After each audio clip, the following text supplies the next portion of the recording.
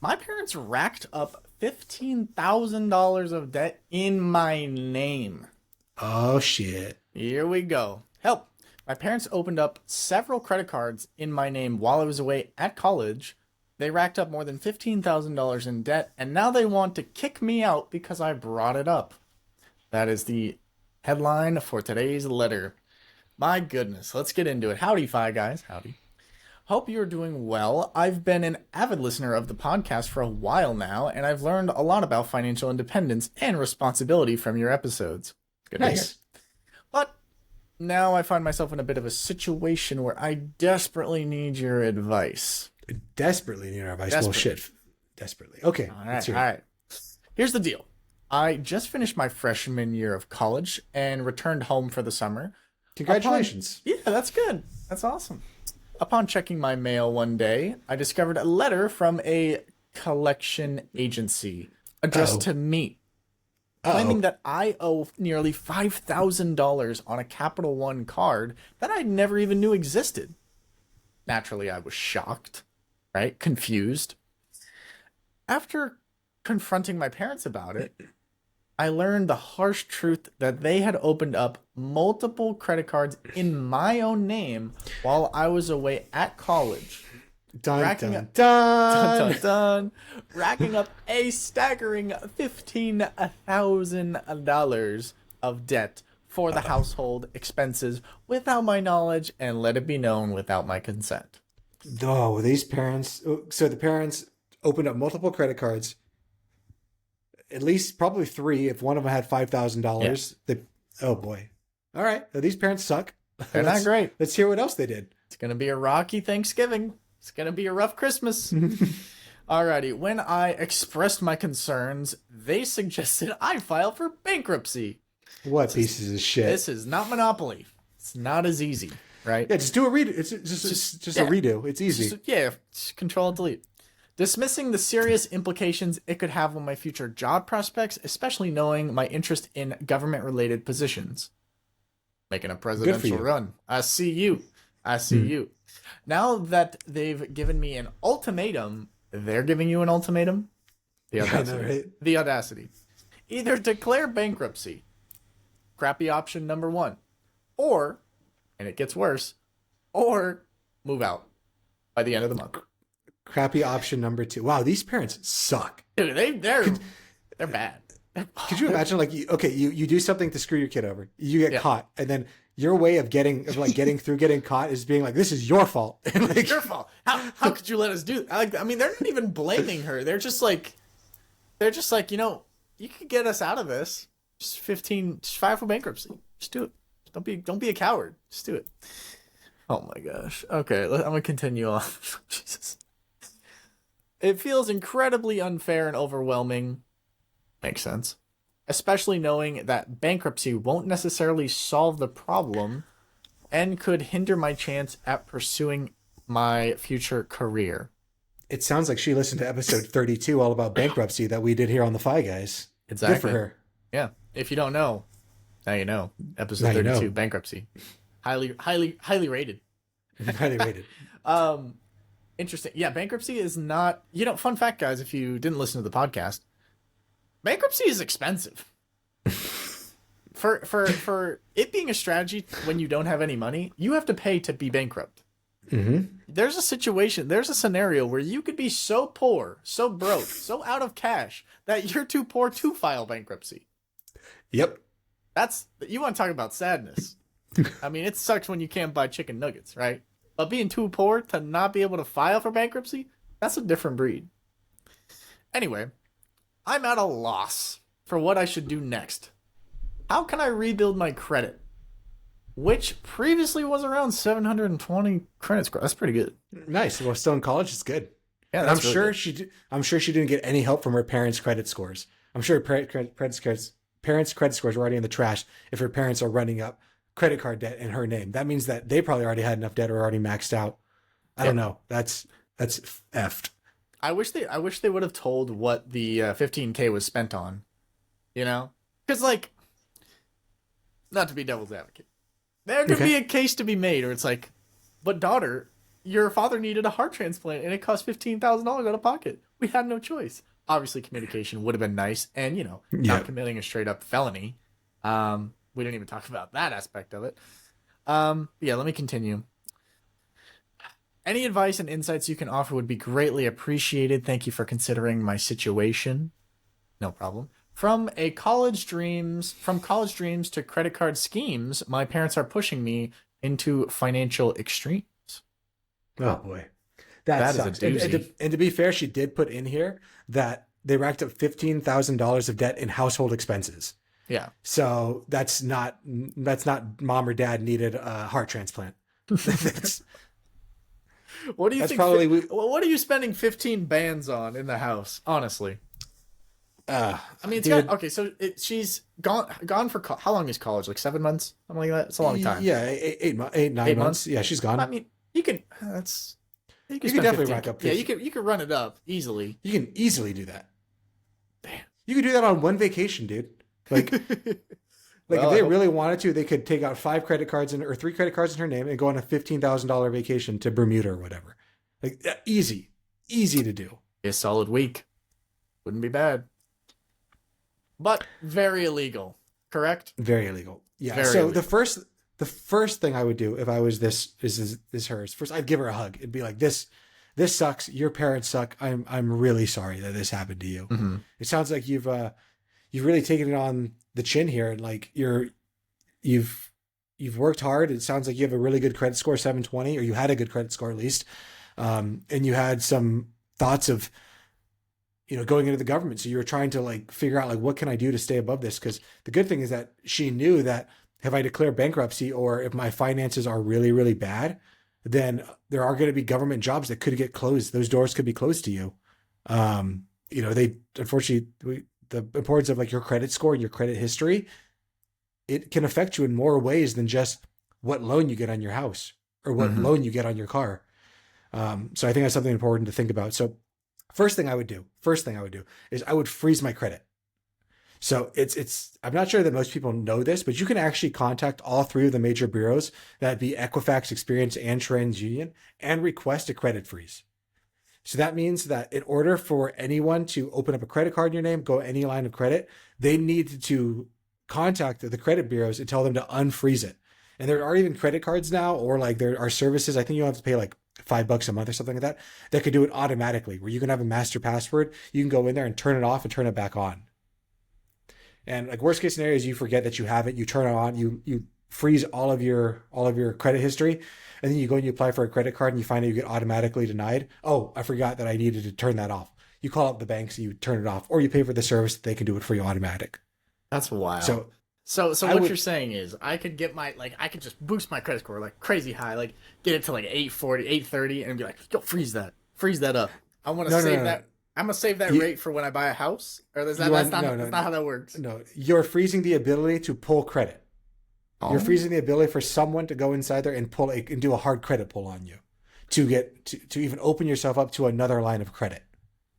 Oh, I see. So it's more of a defensive play. It's a defensive play. Gotcha. No, it doesn't lock it in, because like you could be able like at 800. You can be like, all right, I want to freeze everything. But if you don't make your credit card payments, it's still going to go down. It's just going to block you from being able to apply for another credit card without turning it off.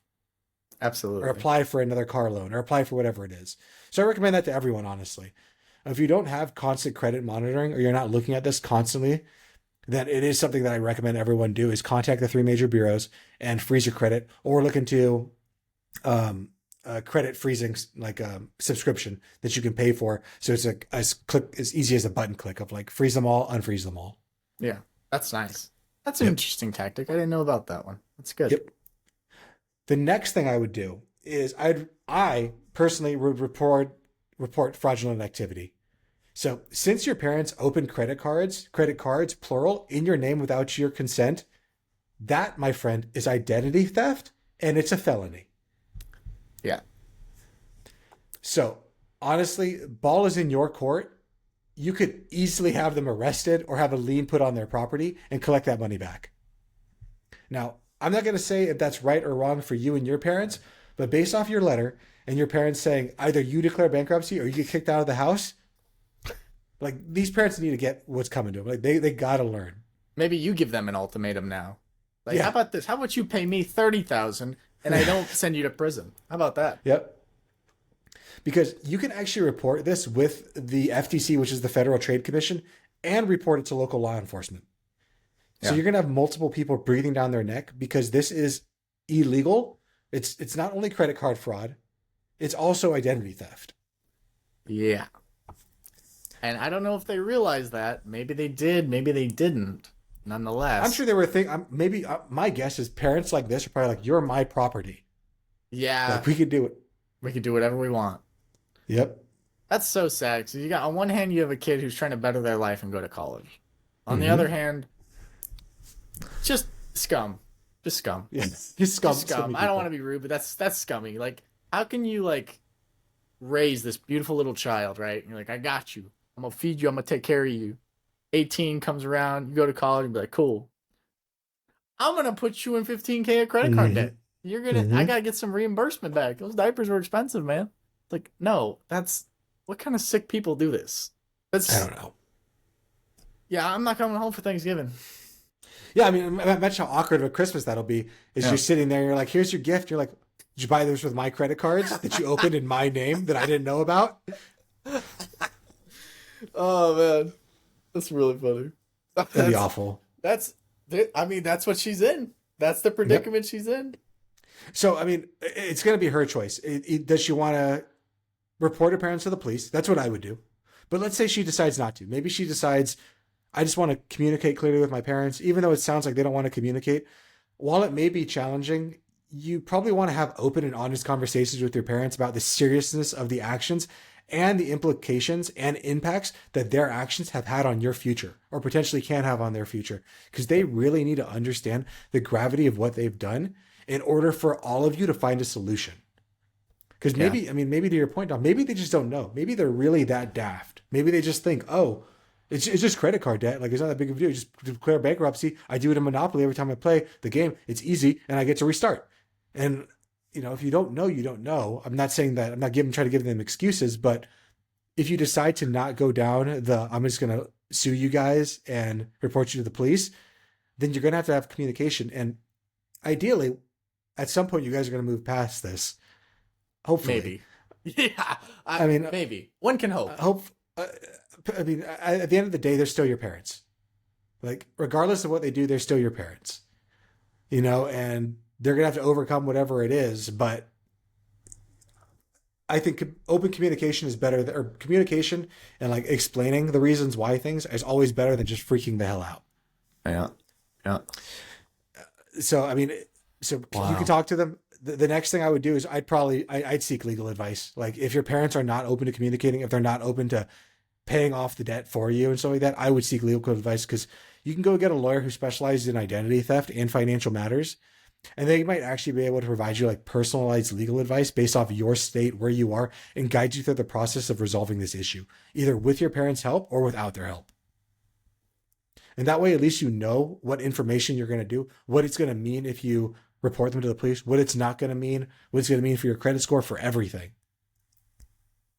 And regardless of what happens, you're going to need to create a repayment plan. So even though it's not your responsibility that you put yourself, that this debt is on your thing, it is your responsibility to create a plan to repay that.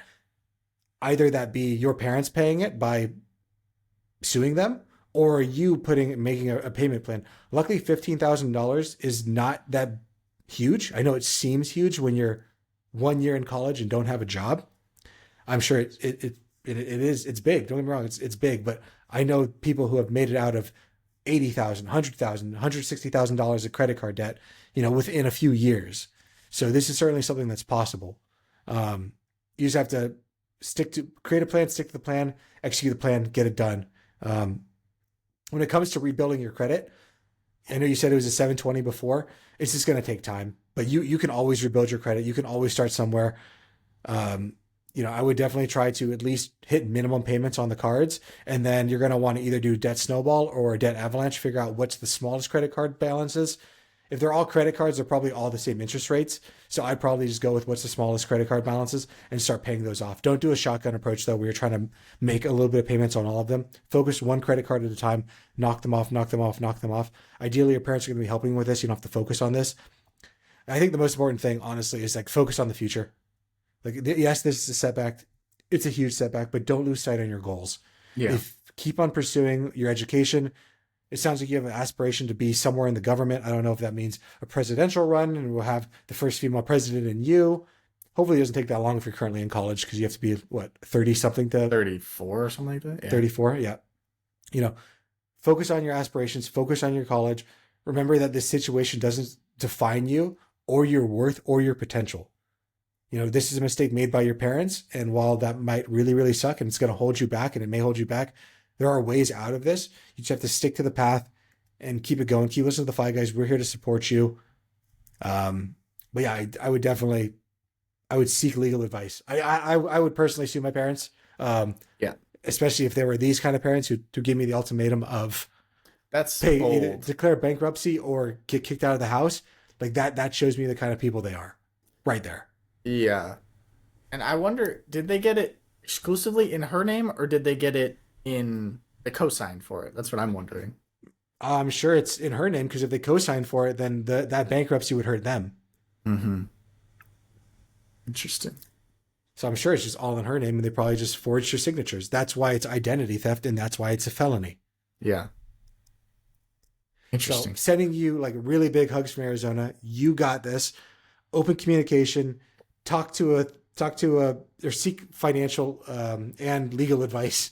You already seek the financial advice. There's really nothing much that a financial advisor can do for you besides like coming up with a payment plan. But honestly, the best thing you can do is seek the legal advice, because that's what you're going to have to do. You have to really know the nuances of, do I sue my parents? Do I not sue my parents? If I don't sue my parents, what does it mean? If I do sue my parents, what does it mean? You need to know that, weigh the costs, weigh the benefits, and only you can come to that determination on your own. Yeah, absolutely. Well, good luck. And we hope to hear from you again, maybe. Maybe there's a positive story on this. Yeah, maybe in a year or so we'll be able to hear back from them. So, alrighty. Yeah, big hugs from Arizona, and you got this. This video podcast is sponsored by Monzon Wealth. The content in this podcast is for informational purposes only and should not be considered financial advice. We do not endorse specific products or services. Past performance does not guarantee future results. The opinions expressed are those of the hosts and guests, not the podcast sponsor. It is crucial to consult with a qualified financial advisor or professional who can provide advice tailored to your specific needs before making any financial decisions, investments, or taking any other actions. If you are seeking specified help, you can reach out to Chris at monzonwealth.com.